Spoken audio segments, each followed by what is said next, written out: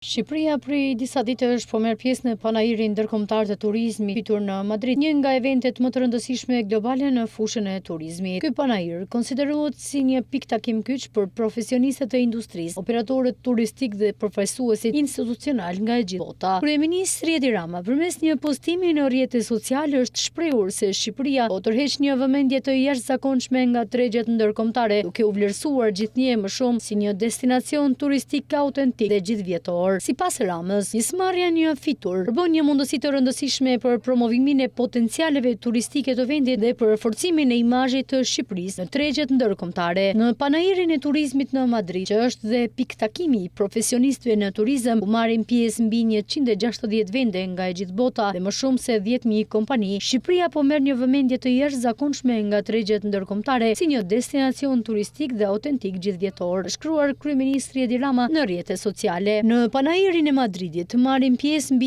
160 vende dhe më shumë se 10.000 kompani të ndryshme nga sektori i turizmit. Çka e bën këtë aktivitet një nga më të mëdhenj dhe më të ndikim në nivel global? Fitur një dhe për numrin e lartë të kontakteve, kontratave dhe marrëveshjeve që lidhen gjatë ditëve të para të zhvillimit të tij. Bëhet me dije se Shqipëria po merr pjesë në këtë panair me synimin për të zgjeruar oferta turistike gjatë gjithë vitit, duke promovuar jo vetëm turizmin vjetor, por edhe atë kulturor, natyror, gastronomik dhe të aventurës. Pjesëmarrja në fitur vlerësohet si një hap i rëndësishëm drejt rritjes së qëndrueshme të turizmit dhe diversifikimit të tregjeve nga të cilat vijnë vizitorë ndërkombëtar.